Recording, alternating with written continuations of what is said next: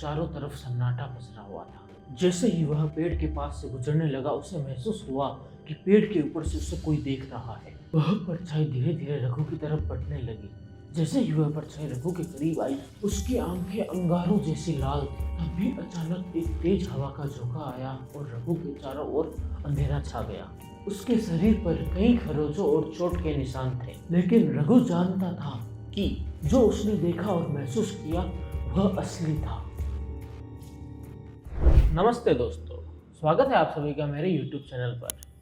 आज मैं आपके लिए लेकर आया हूं एक असली घटना पर आधारित एक कहानी। तो अपने दिल को थाम के रखिए और शुरू करते हैं आज की कहानी। राजस्थान में एक छोटे से गांव में एक खेत के पास एक पुराना विशाल बरगद का पेड़ था, जिसे लोग पिशाच वृक्ष कहते थे। यह रात के समय बेहद डरावना और रहस्यमय बन जाता था। गांव के लोग कहते थे कि यहाँ रात के समय भूत प्रेत और अज्ञात शक्तियाँ सक्रिय हो जाती हैं। यह कहानी रघु नामक किसान की है, जिसने एक रात खेत से लौटते वक्त इस भयानक स्थान से सामना किया। रघु उस दिन बहुत देर तक खेत में काम कर रहा था। अंधेरा हो चुका था और गांव लौटने का समय भी हो गया था। चांदनी रात थी, चांद की रोशनी बहुत हल्की थी और चारों तरफ सन्नाटा पसरा हुआ था। जैसे ही रघु 50 वृक्ष के पास पहुंचा, उसे ठंडी हवा का झोंका महसूस हुआ। इस ठंड में एक अजीब सी गंध थी जो उसे बेचैन कर रही थी।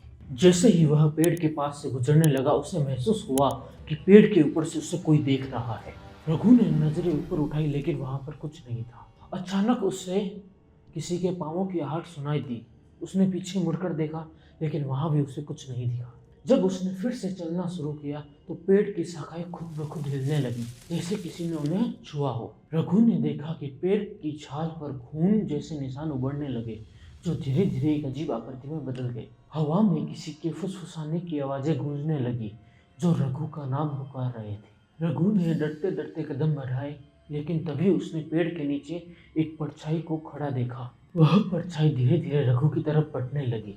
जैसे ही वह परछाई रघु के करीब आई, रघु ने देखा कि वह एक सफेद साड़ी में लिपटी महिला थी, लेकिन उसका चेहरा अंधेरे में छिपा हुआ था। अचानक वह महिला जोर से चीखते हुए वहां से गायब हो गई। रघु ने वहां से डर के भागने की कोशिश की, लेकिन उसके पांव जैसे जमीन से चिपक गए हो। तभी पेड़ से एक लंबी आकृति निकली, जो रघु के पास आकर खड़ी हो गई। उसकी आंखें अंगारों जैसी लाल थी और उसकी उपस्थिति से हवा और ठंडी हो गई। तुम इस रास्ते से क्यों गुजर रहे हो? उस आकृति ने गंभीर और भयानक आवाज में पूछा। रघु ने कांपते हुए कहा, मुझे माफ कर दो, मैं सिर्फ अपने घर लौट रहा हूँ। उस आकृति ने कहा, यह जगह उन लोगों के लिए नहीं है जो जीवित है, तुम्हें इसकी सजा मिलेगी। तभी अचानक एक तेज हवा का झोंका आया और रघु के चारों ओर अंधेरा छा गया। जब वह होश में आया तो वह अपने खेत में पड़ा हुआ था। उसके शरीर पर कई खरोंचों और चोट के निशान थे। वह बुरी तरह डरा हुआ था, लेकिन उसने किसी तरह खुद को संभाला और घर लौट गया। अगले दिन रघु ने गांव वालों को अपनी आपबीती सुनाई, तो किसी ने इस बात को रघु का भ्रम बताया, लेकिन रघु जानता था कि जो उसने देखा और महसूस किया वह असली था। गांव में यह बात तेजी से फैल गई और गांव वालों ने पिशाच वृक्ष के पास जाने से बचना शुरू कर दिया। कुछ दिनों बाद गांव के एक व्यक्ति रामू ने दावा किया कि उसने भी उस स्थान पर अजीब घटनाएं देखी थी। रामू ने कहा कि उसने उस जगह पर एक बच्चे के रोने की आवाज़ सुनी थी और जब उसने उस बच्चे को ढूंढने की कोशिश की तो उस पेड़ में से एक हाथ निकलकर उसको पकड़ने की कोशिश कर रहा था। वह किसी तरह वहां से बचकर भागा। इन घटनाओं ने गांव वालों के बीच डर को और भी बढ़ा दिया। अब तक गांव वाले बूढ़े बुजुर्गों ने वहां जाने से सख्त मना कर दिया। एक दिन गांव के बूढ़े व्यक्ति माधव ने कहा कि उस पेड़ के नीचे कई सालों पहले एक महिला का मृत शरीर मिला था। गांव के लोग उसे दफनाने से डर रहे थे, इसलिए उसका अंतिम संस्कार नहीं हो पाया।